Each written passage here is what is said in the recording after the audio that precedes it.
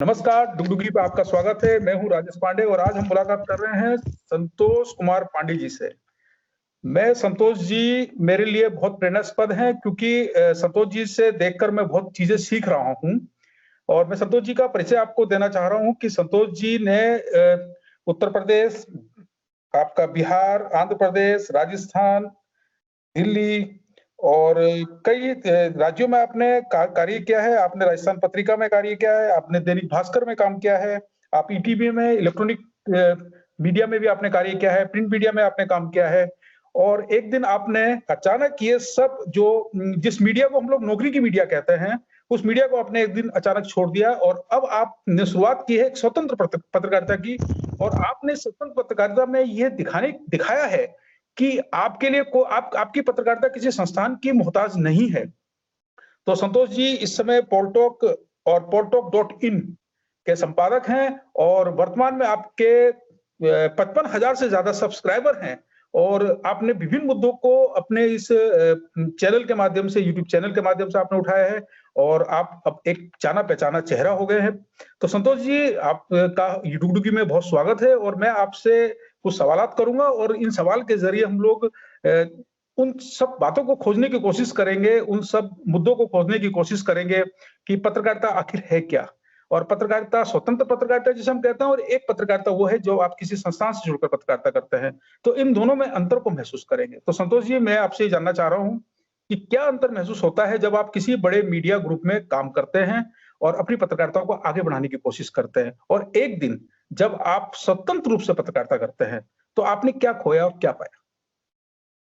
नमस्कार आपका राजेश जी। सबसे पहले आपको बहुत-बहुत धन्यवाद कि आपका डुगडुगी पूरे उत्तराखंड, पूरे भारत में छाया हुआ है, धीरे-धीरे छा रहा है और छा जाएगा। अगर आज हम स्वतंत्र नहीं होते तो आज हम इंटरव्यू नहीं दे रहे होते और ना आप ले रहे होते, क्योंकि जी, वहाँ एक एक वो दिक्कतें होती हैं कि संपादक सर से इजाज़त ले लीजिए, मालिक से इजाज़त ले लीजिए। आप एक छोटे से एम्प्लॉयी के रूप में काम करते हैं और कहने के लिए आप होते हैं वहाँ संपादक, कहने के लिए आप होते हैं चीफ सब एडिटर। जैसे मैं डीएनई था, मैं कई जगहों पर प्रभारी भी रहा, कई जगहों पर मेरे अंडर में बहुत सारे लोग काम करते थे। लेकिन एक ऐसी सत्ता थी मेरे सामने, जो मेरे कई डिसीजंस को प्रभावित करती थी। कई बार उसका मूड ठीक नहीं है, तो नहीं करना है। बहुत अच्छी-अच्छी खबरों पर मूड नहीं ठीक है सर का, तो नहीं करना है। कई बार हम करके लाते, सर का मूड नहीं ठीक, मतलब जो मूड ठीक करने वाली बात होती थी, वो मैं नहीं कर पाता था। जी, और ये चीज़ मेरे दिमाग में हमेशा कौंध रही थी। 10-12 साल हमने पत्रकारिता की, आपके प्रदेश उत्तराखंड में, उत्तर प्रदेश, बिहार, मध्य प्रदेश, राजस्थान, अ, हर साउथ में भी, हैदराबाद में भी काम किया, हरियाणा में किया। कई सारे संस्थानों में काम करने का मेरा एक ही अनुभव रहा कि आप वहाँ एक बहुत बड़े संस्थान में बहुत छोटे एम्प्लॉयी होते हैं। कई बार आप अपनी चीज़ों के लिए भी अपना डिसीजन नहीं ले पाते हैं। कहने के लिए आप पत्रकार होते हैं और संस्थान के लिए आप नौकर होते हैं, नौकर से बड़े कुछ नहीं होते, नथिंग। अब आप जब चर्चा करेंगे कि एडिटर साहब एक होते हैं, एक जैसा मैंने 10-12 साल में देखा है, अब आप लोगों के दौर का जो रहा होगा, पहले के जो दौर पत्रकार हैं, उनकी अपनी अलग अनुभव है। अब तो मेरे दौर में ही ऐसे लड़के ज़्यादा सफल होने लगे जिनको ट्रांसलेशन आता था। इंग्लिश से हिंदी कर दिए, हिंदी से अंग्रेजी कर दिए, तो बहुत बड़े चीफ सब एडिटर बन गए। उनसे बड़ा पत्रकार कोई है ही नहीं। कई बार मैं इस मामले में परीक्षाएँ में फेल भी होने की कगार पहुँच गया, लेकिन मेरा कुछ ऐसा लग रहा कि मैं पास होता गया। अगर आपने इंग्लिश हिंदी कर दिया, हिंदी से अंग्रेजी कर दिया, तो आपसे बड़ा पत्रकार कोई नहीं इस समय वर्तमान में, क्योंकि डेस्क की नौकरी खूब चल रही है। जिनको कुछ नहीं देश से मतलब है, न समाज से मतलब है, न कोई खबर से मतलब है, वर्जन कहीं का है, खबर कहीं की है, बाइट कहीं की है। उन सब चीज़ों से मैं मुक्त हूँ और मैं स्वतंत्र करके ये बात पा रहा हूँ कि मैं उन मुद्दों को उठा पा रहा हूँ, जिनकी समाज को ज़रूरत है और जिनको करने के लिए मैं पत्रकारिता में आया था। तो संतोष जी ये बात बिल्कुल सही है और मैं अक्सर मैं भी कहता हूँ कि हम लोग अखबारों में या प्रिंट मीडिया में या इलेक्ट्रॉनिक मीडिया की हम कहीं भी बात करें, जब हम किसी संस्थान से जुड़े हुए होते हैं, तो हम लोग नौकरी कर रहे होते हैं। अक्सर कई बार ऐसा होता है और कहीं-कहीं लगता है कि भाई हम लोगों ने अगर कोई मुद्दा उठाया है और वो मुद्दा सक्सेस हो गया है, तो वहाँ हमें लगता है कि साहब हम पत्रकारिता कर रहे हैं। लेकिन जब हम पैसा लेते हैं किसी चीज़ का और उसके बदले में हम लोग काम करते हैं, तो वहाँ नौकरी होती है क्योंकि वहाँ टाइम फ्रेम में काम कर रहे हैं, समयबद्ध होकर हम लोग काम करते हैं। संतोष जी एक सवाल बड़ा इस समय चल रहा है और बड़ा उठता है, क्या स्थापित मीडिया, जिसकी हम स्थापित मीडिया की बात कर रहे हैं, जिसमें जो संस्थान है, जहाँ पर हम लोग नौकरी कर रहे होते थे, क्या वो स्थापित मीडिया संस्थानों वाली पत्रकारिता की जो धार है, क्या वो कुंद होती जा रही है या वो पहले से ज्यादा प्रबल हुई है? क्या वजह है इसकी, ये मैं जानना देखिए, दो चीजें होती हैं।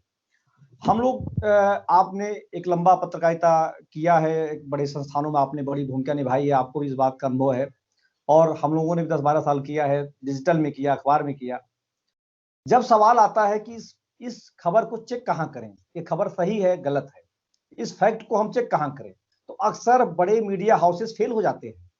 अक्सर बहुत ऐसे उदाहरण हैं, आप देखेंगे कि कोरोना के समय में सरकारों ने, कई पुलिस अधिकारियों ने बड़े बड़े बैनरों को नोटिस भेजा कि आपके यहाँ खबर फर्जी चल रही है, फेक चल रही है, डिजिटल मीडिया कुछ चला रहा है, खबर कुछ लिख रहा है, टीवी कुछ चला रहा है, एक ही बैनर का।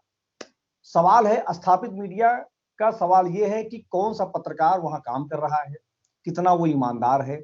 अब आप जैसे मान लीजिए दैनिक भास्कर में मैं काम करता था, लोग कहते थे दैनिक भास्कर में खबर छपी है सही है, लेकिन अगर संतोष पांडे जी सड़क पे खड़े होकर बोल रहे हो, कहेंगे नहीं नहीं संतोष पांडे जी, इनका कोई मतलब नहीं है। लेकिन जैसे ही वो दैनिक भास्कर में खबर जाती है, वो सत्य मानी जाती है। क्यों? क्योंकि वो अखबार में है, सिस्टम में है। लोग सिस्टम को पसंद करते हैं, हमारे यहाँ सिस्टम को लोग ज्यादा फॉलो करते हैं, क्योंकि हमारे गुलामी की मानसिकता बहुत रही है। अब दूसरी बात आपको बता दें, बहुत सारे ऐसे स्वतंत्र मीडिया हाउसेस के पत्रकार हैं, जैसे छत्तीसगढ़ में दो पत्रकार, स्वतंत्र पत्रकारों ने उस सैनिक को छुड़ाया। उन्होंने किसी बैनर को नहीं बुलाया, उनको पता था बैनर वाले इसमें कुछ खेल करेंगे, और उन्हीं दोनों पत्रकारों को बैनर वालों ने दिन भर चलाया। सवाल सर आप पे इंटीग्रिटी की है, सवाल आप पर है, सवाल हमारे पर है, सवाल संस्थान पर है। संस्थानों पर भी बहुत सारे आरोप लग रहे हैं। लोग सोचते हैं कि मैं हिंदुस्तान में हूं, जागरण में हूं, मैं नाम नहीं लूंगा, तमाम ऐसे मीडिया हाउसेज हैं, वहां हूं तो मैं बहुत बड़ा पत्रकार। ऐसा कुछ भी नहीं है, क्योंकि जैसे ही आपकी खबर वहां क्रॉस चेक गलत पाई जाती है, उस दिन आप बैनर की भी पिटती है, आपकी पिट जाती है। बहुत सारी ऐसी खबरें हैं, कई केसेज होते हैं, कई दिक्कतें होती हैं। अभी कल एक अखबार को यहाँ के मंत्री ने लिखा कि हमने बयान ही नहीं दिया, हमारा बयान छप गया। बहुत स्थापित अखबार है वो। तो स्थापित मीडिया की जरूरत तो है देश को, लेकिन अगर हम उसको ही सब कुछ मान लेंगे तो ये गलत है। नहीं संतोष जी, एक सवाल और एक उठता है कि हम स्थापित मीडिया पे विश्वास करते हैं क्योंकि वो पहले से स्थापित है और उनके पास एक बड़ा सिस्टम है। और देखिएगा कि जब हम स्वतंत्र रूप से पत्रकारिता करते हैं तो हमारे पास कोई ऐसा मैकेनिज्म नहीं होता कि हम रियल टाइम कवरेज कर सकें। बहुत बार ऐसा होता है। लेकिन जब हम लोग एनालिसिस करते हैं, अभी हमने देखा कि कुछ बड़े आंदोलन देश में उठे हैं और उन आंदोलन में हमने देखा है कि जो स्थापित मीडिया की हम बात कर रहे हैं, चाहे वो इलेक्ट्रॉनिक हो चाहे प्रिंट हो, उन पर सवाल उठे हैं। और जो लोग स्वतंत्र रूप से पत्रकारिता कर रहे हैं, जैसे डिजिटल आ गया है। डिजिटल जब हम लोग जर्नलिज्म करते थे तो डिजिटल नहीं था। हम लोग तो सब हाथ से लिखते थे और एक टाइप करने के लिए एक पूरी टीम होती थी, वो टीम टाइप करती थी और उसके बाद तो डिजिटल में हम लोग बहुत पीछे थे। लेकिन जब डिजिटल आया है तो हर व्यक्ति जर्नलिस्ट हो गया है, वो जर्नलिज्म करने लगा है। हालांकि मैं ये नहीं कहता कि कोई व्यक्ति अगर डिजिटल पर काम कर रहा है वो जर्नलिस्ट है, क्योंकि उसके अपने राइट हैं, हर व्यक्ति के अपने राइट है। तो इसी में एक सवाल मेरा ये उठता है कि जब हम डिजिटल जर्नलिज्म पर काम करते हैं, जैसे व्हाट्सएप आ गया है, व्हाट्सएप पे खबरों का बहुत फ्लो है, तो वो उन पर जब किसी व्यक्ति के पास जाता है तो उस पे उसके सामने एक सवाल ये होता है कि क्या इस पे विश्वास किया जाए या नहीं किया जाए। तो मेरा ये कहना है कि डिजिटल मीडिया से खबरों को उठाना किसी भी, क्योंकि अब रिसोर्स वहीं से हो गया है पत्रकारों के लिए भी, चाहे वो स्थापित हो चाहे वो स्वतंत्र रूप से हो। तो वहां पर हमें किन चीजों का ध्यान रखना चाहिए डिजिटल मीडिया की अगर हम बात करें, व्हाट्सएप देखिए, मीडिया की? उसमें दिक्कत यह है कि हम लोग जब डिजिटल में थे तो फेक खबरों का एक दौर चला था, उसकी ट्रेनिंग भी होती थी, गूगल ट्रेनिंग करवाता था। तो जैसे श्रीदेवी के निधन की खबर आई सुबह सुबह, और हम उन दिनों हैदराबाद टीवी में हुआ करते थे, सुबह हमारी शिफ्ट थी, हमने कहा क्रॉस चेक करते हैं, श्रीदेवी का निधन हुआ है गलत है। उस दिन एनडीटीवी सबसे हाई था वो डिजिटल में। एनडीटीवी की खबरें हमेशा डिजिटल में तुरंत आ जाती हैं, क्योंकि डिजिटल भी मानता है कि एनडीटीवी सत्य है। दरअसल होता यह है कि गूगल का जो सिस्टम है, जो भी संस्थान होते हैं, जैसे यूट्यूब पे हम लोग जो काम कर रहे हैं, हमारी खबर ब्रेकिंग में नहीं आई कभी भी, क्योंकि हम एक संस्थान नहीं है। वो यूट्यूब और डिजिटल मीडिया उन्हीं चीजों को आगे लाता है जो ट्रस्टेड होते हैं, जिनका बहुत ट्रस्ट किया जाता है। तो वहां पहली चीज एनडीटीवी पे खबर चल गई। अब एनडीटीवी ने अगर गलत खबर लिख दी है, लिखने वाले ने गलत लिख दी है, तो एनडीटीवी का दोष नहीं है, दोष उस व्यक्ति का है। और गूगल का भी दोष नहीं, क्योंकि वो खबर ले आएगा। कई बार ऐसी खबरें छपती हैं। तो जब डिजिटल मीडियम आप होते हैं तो सबसे पहले आपके सामने होता है विश्वास किस पे किया जाए। अब मान लीजिए जो खबरें विश्वास करने वाली से आज तक है, जी न्यूज है, एनडीटीवी जो डिजिटल मीडिया के बड़े प्लेटफॉर्म है, एनडीटीवी है, न्यूज 18 है, ये तमाम जो वो है, हम लोग भी खबरें वहीं सर्च करते हैं।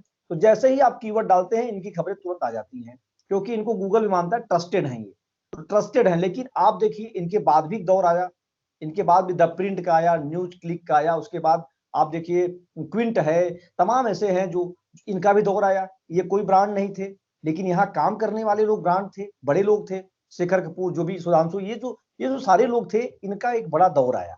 तो अब बड़ी बात यह है कि आप संस्थान से ज्यादा व्यक्ति पर ट्रस्ट है।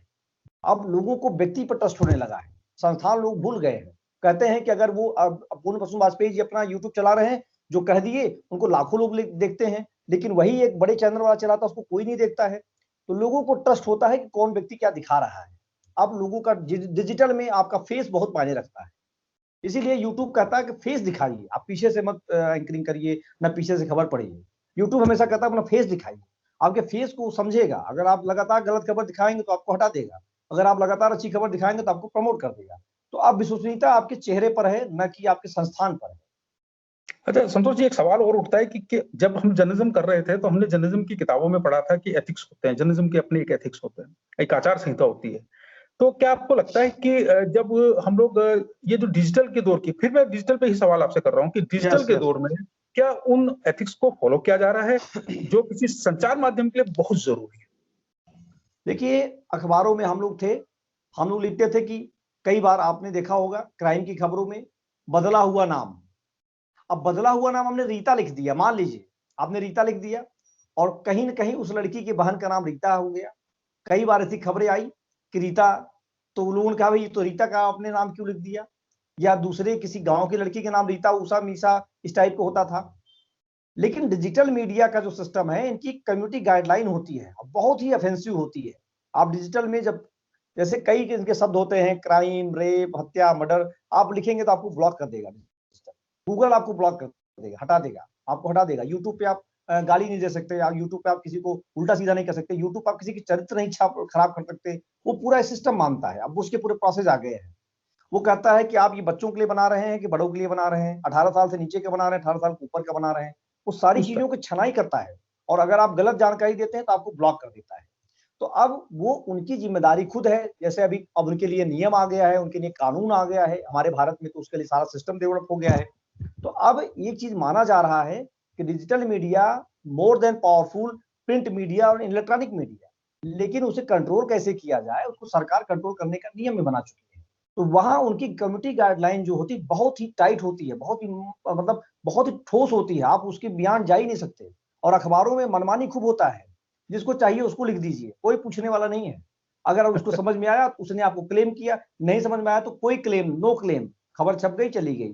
इसीलिए किसी को कोई फर्क भी नहीं पड़ रहा है। रोज अखबार काले हो रहे हैं, पीले हो रहे हैं, नीले हो रहे हैं।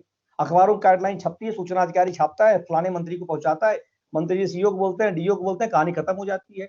लेकिन डिजिटल मीडिया की खबरों पर तुरंत एक्शन होता है। इसकी वजह यही है क्योंकि यहाँ आप किसी के खिलाफ प्रोपोगंडा नहीं फैला सकते, आप किसी के खिलाफ उल्टा नहीं कर सकते, जो करेंगे तथ्य होगा। इसलिए डिजिटल मीडिया मजबूत होता चला जा रहा है। अच्छा संतोष जी, अब ये तो बात हुई, अभी जर्नलिज्म की हम बात कर रहे हैं और आप हमारे प्रेरणा स्रोत हैं, और क्योंकि इसलिए प्रेरणा स्रोत हैं क्योंकि आपने एक बड़े जॉब को छोड़ा। क्योंकि अक्सर मैं देखता हूं कि जब जर्नलिज्म लोग करते हैं तो बड़ा रिलैक्स जोन में होते हैं, डेस्क में भी और चाहे रिपोर्टिंग में हो, एक रिलैक्स जोन में होते हैं कि साहब हमारा भविष्य ठीक है, हम लोग कर रहे हैं और लगातार करते हैं।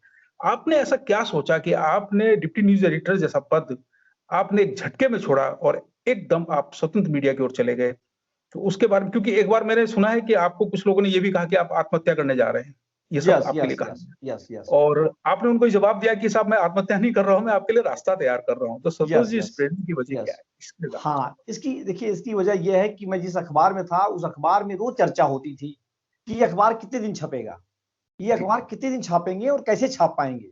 बहुत उस दौर में 2019 की बात है, ये बहुत ही क्रिटिकल स्टेज चल रहा है अखबारों का, अभी भी चल रहा है और उस समय भी चल रहा था। तो रोज वहां समीक्षा होती थी, हम अखबार क्यों छाप रहे हैं, अखबार का दौर खत्म हो रहा है, लगातार मीडिया, डिजिटल मीडिया, टीवी, ये वो, यूट्यूब, सारी चीजें, पूरी दुनिया में बदलाव हो रहा था। तो हम लोग ये बोलते थे कि अखबार इसलिए छपेगा क्योंकि सत्य खबर दिखाएंगे, हम अच्छी खबर दिखाएंगे, लेकिन वो हो नहीं पा रहा था। बहुत दिनों से मैं देख रहा था, हम सत्य अच्छी खबर के चक्कर में वही कचरा कूड़ा भर रहे थे, भर के अपनी 8 घंटे की नौकरी करके भाग जाते थे। हमें ये बात समझ में आई कि अगर हम यहाँ सत्य खबर दिखाने के लिए अखबार निकालना चाहते हैं तो सत्य, अच्छा दूसरी चीज, गूगल ने भी अपनी पॉलिसी चेंज करना शुरू कर दिया था, मैंने कहीं पढ़ा, क्योंकि उस समय मैं यूसी ब्राउजर के लिए लिखता था। तो गूगल ने ये बताया कि जो लोग सत्य लिखेंगे उन्हीं को प्रमोट करेगा वो। और यूनिक कंटेंट होगा तो उनको प्रमोट करेगा। तो यूसी ब्राउजर में मैं लिखा करता था, तो मुझे वहां से कुछ पैसे 10,000 12,000 रुपए मिला करते। मुझे लगा कि मैं अब अच्छा लिखता हूं और मुझे यहाँ काम करना चाहिए। हाँ, जब मैं यूट्यूब की तरफ आया तो उसमें लोगों ने कहा कि ये बड़ा अच्छा है, कुछ लोगों ने खराब है, लेकिन जब महीना आने को हुआ तो मुझे लगा सैलरी नहीं आई, अब क्या किया जाए। ये बहुत ही कटु सत्य है। फिर लोगों से मैंने बात की, नहीं आप गलत कर रहे हो, आप क्यों जा रहे हो, आप तो बढ़िया कर रहे हो, अब ये आपने आत्महत्या वाला कदम उठा लिया है। तो मुझे लगा कि सही में कह रहे हैं, क्योंकि अब ये 1 रुपया नहीं आया अभी तक, 1 महीना बीत गया और हम वीडियो बनाते चले जा रहे हैं। अच्छा, उस समय हम लोग दरअसल जब अपना काम शुरू करते हैं तो हम लोग नौकरी और पत्रकारिता वाला जो एक विचार होता है वर्षों का, छोड़ नहीं पाते, रोज खबरों के पीछे भागते हैं, जबकि यूट्यूब का सिस्टम अलग है। यहाँ आपको खबरों के अलावा स्टोरियों पे काम करनी होती है, वहां हम न्यूज पे काम करते रहते हैं। आपके आसपास सारे पत्रकार होते हैं तो दिन भर वही ज्ञान मिलता रहता है, ये स्टोरी आ गई, वो स्टोरी आ गई, मतलब मतलब बहुत जमीनी बात नहीं हो पाती। फिर हमें लगा कि नहीं, अगर हमको यही करना है तो हमें इसमें मेहनत करनी होगी और हमें इसको बहुत मजबूत करना होगा, नहीं तो इसमें आसानी से काम नहीं होने वाला है। फिर हमने बहुत सारे कंटेंट चेंज किए, लगातार किए। फिर जब हमारा पहला ही वीडियो मिलियन में चला गया 1 महीने बाद, फिर हमको बहुत पैसे आए, तो हमने बताया, लोगों ने कहा कि नहीं ये तो बड़ा अच्छा हो रहा है, आप इसको करिए। और अब तो लगभग 1.5 साल हो गया। तो ये बहुत ही चैलेंजिंग था, लेकिन अगर हम पत्रकारिता से हटके यहाँ काम करें, जैसे आप कर रहे हैं, डुगडुगी का बहुत शानदार एपिसोड है आपका, जो पूरे उत्तराखंड में किसी को कहीं नहीं मिलने वाला, तो कोई दिखा सकता है, तो तब लोगों को ये बात लगती है कि नहीं, संतोष पांडे जी या राजेश पांडे जी जो कर रहे हैं वो वाकई बहुत अच्छा है, कहीं नहीं हो रहा है। और फिर आप उसको फाइन ट्यून करते हैं, फिर चीजें बदलती चली जाती हैं। फिर वो 10,000 होता है, 15,000 होता है, 25,000 होता है, 40,000 होता है, 50,000 हो, 55,000 सब्सक्राइबर हो जाते हैं, और हमारे 2-2 3-3 वीडियो मिलियंस में चले गए। तो उसके लिए एक अथक मेहनत करनी पड़ी, मुझे बहुत प्रयास करना पड़ा, और मुझे दिमाग और आंख कान खोल के रखा मैंने। यहाँ कोई मेरा सर नहीं था, कोई बॉस नहीं था, किसी कोई पूछना नहीं है, जो समझ में आ रहा है वो कर रहे हैं, और करते करते धीरे धीरे चीजें बदल जाती हैं और बदल गई। यही इसका मूल सार है। संतोष जी, आपसे जानकारियां, हमें बहुत अच्छी जानकारियां मिल रही हैं, और मैं तो चाह रहा हूं कि इस लंबा रखा जाए इस सेशन को, लेकिन कुछ वजह है, क्योंकि अभी इंटरनेट की भी थोड़ा सा दिक्कत हो सकती है।